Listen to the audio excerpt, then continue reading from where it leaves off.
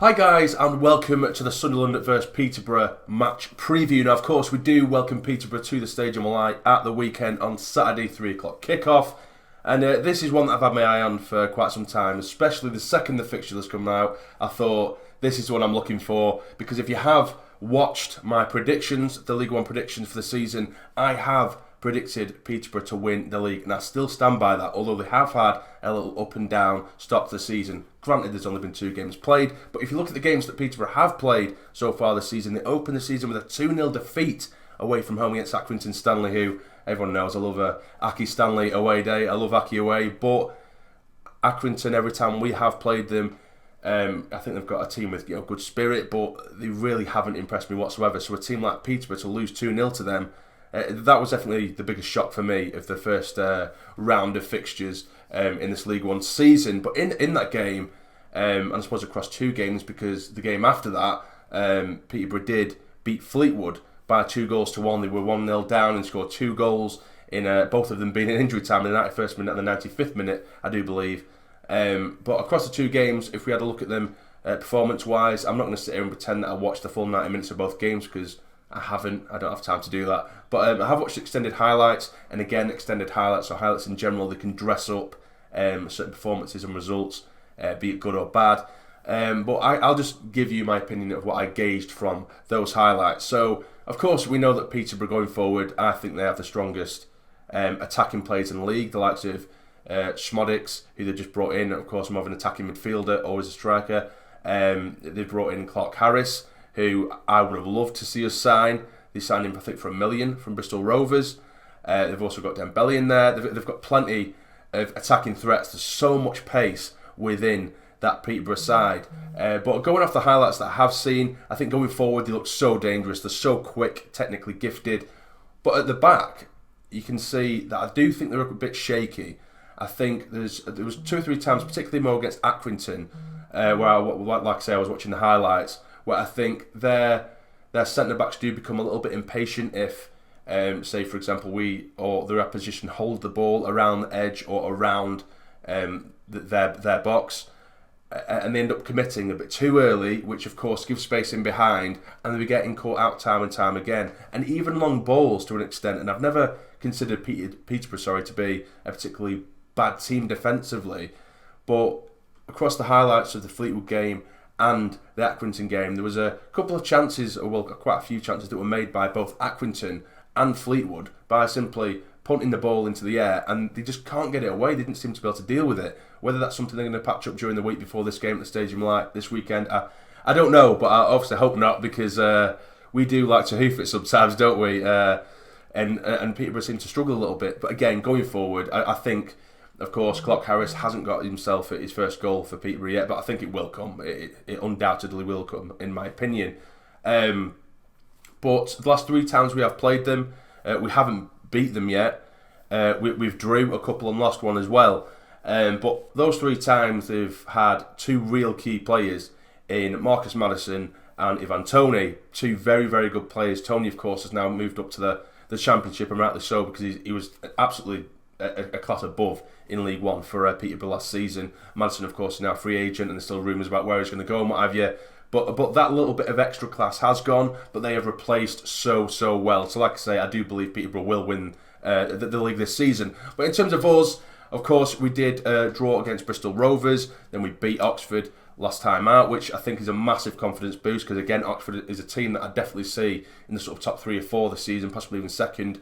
And we played them off the park for large parts. I don't know whether it was just an off day for them, I don't know, but I do expect Oxford to be up there. Bristol Rovers, that was really bad. That shouldn't have happened. I actually thought that the results would have been reversed. I thought that we would have come away with a relatively simple win against Bristol Rovers, and I thought we would have maybe got a draw against Oxford, but of course it's the other way around. But yeah, I don't think myself anyway, I'm not sure about you guys, but I don't think I give or have given our squad enough credit over the last couple of games, because I know stats don't mean everything, but if we have a look at the stats, against Bristol Rovers, we had 25 shots. 25 shots. Some of them may have been, I don't know whether they include like block shots and what have you, but 25 shots nevertheless. Possession-wise, we had 72%.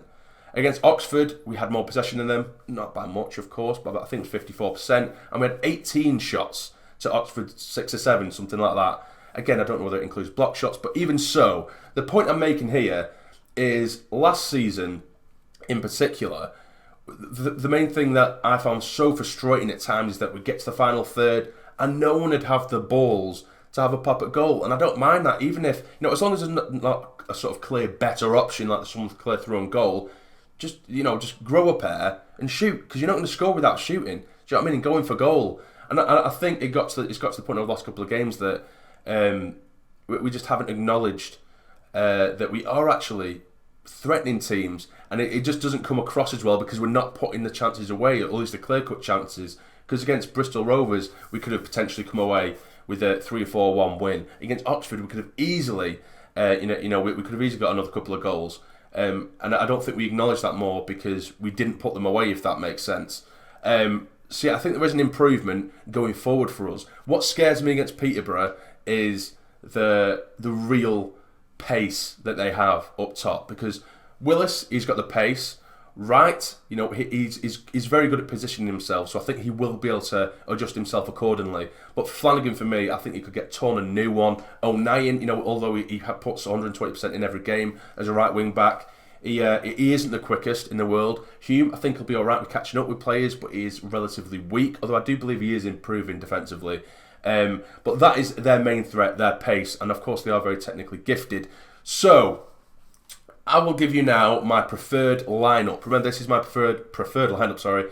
Not the team I do believe that Parkhurst is going to put out, because I don't think Parkhurst is going to put this lineup out whatsoever. But this is my preferred lineup. So we have Lee Burge in goal. Now, Lee Burge, I actually almost considered putting Matthews in, because Lee Burge, for me, of course, he had that howler in the first game. A lot of people are saying that he improved drastically against Oxford, but I really don't think he did. He made one decent save, but he wasn't really tested. But there was that one chance, or one or two crosses that come in, that Lee Burge is just in absolute no man's land, and he just doesn't know when to commit, it's basic goalkeeping 101, do you know what I mean, with that? And he looks so shaky since the beginning of the season, and I don't know why, or what's wrong with him. Just commit. If you're going to go for a ball, go for it. Don't worry about halfway, then stand still. You're in no man's land, and you're in no use to anyone, and you're putting the team at risk, and you're also going to instill a level of sort of nervousness and anxiety within the back three, because they're going to be shitting themselves every time the ball comes towards the keeper. They need to feel reassured, the defence. Whereas Burge, just decide whether to stick on your line or stay in goal or come out. Do one or the other. Don't stay in between. No man's land, it's a no-go. But I'm still going to stick with him, still have confidence in him, and hopefully confidence will grow as time goes on. Now, the back three, I am going to remain with Flanagan, Wright and Willis. I know I have given Flanagan a little bit of stick over the last sort of few months or since he signed, really, every now and then, which I do still believe it's rightly so. But Flanagan, I think he did actually have a very solid game, and I do believe that, with a clean sheet as well, our first clean sheet of the season, I don't really feel as though we should be changing up that back three. So Flanagan, Wright and Willis would be my back three. Now, of course, on left wing back and right wing back, we have Luke O'Nien and Denver Hume as usual. Now, there is rumours that Power has picked up a knock, so there is a chance that he may not play. But if he is fit, I would have Max Power and Scowen. Now, you might be thinking, Ledbetter was brilliant in the last game. Why would you change him? It's because I prefer when we play the 3-4-3, or the sort of 5-2-3, if that's how you want to call it. But of course, the wing backs sort of change into wingers as and when needed. So we'll call it the 3-4-3. But yeah, I think although Ledbetter had a very, very good game, this is the formation I would prefer. And I think having Ledbetter and Power together in a 2 in the middle, I don't think it would suit. Whereas in the last game, Ledbetter did sit a bit deeper, and at home I want us to really be on the front foot. And I don't know what Scowen has to do to get a game, to be honest with you. But I would 100% have him in, particularly if Power is injured. Then, of course, maybe have Scowen and Ledbetter there. Dobson, of course, is still suspended. But Power and Scowen, I'd love to have there. Scowen, he's got an absolute engine on him, getting forward, coming back. And then, of course, we have sort of O'Brien and Maguire as the inside forwards almost, with Hume and O'Nien overlapping him. And Graham up top. Although Graham did slightly disappoint me against Oxford, I believe he could have done a bit more, and maybe he is, in the long term or in the long run throughout this season in particular, maybe he will be best suited coming off the bench. But I just believe his he's got a higher quality than the rest of the strikers we've got. He just looks a lot more comfortable on the ball. He's better at holding up the ball than both Grigg and Wag, that's for sure.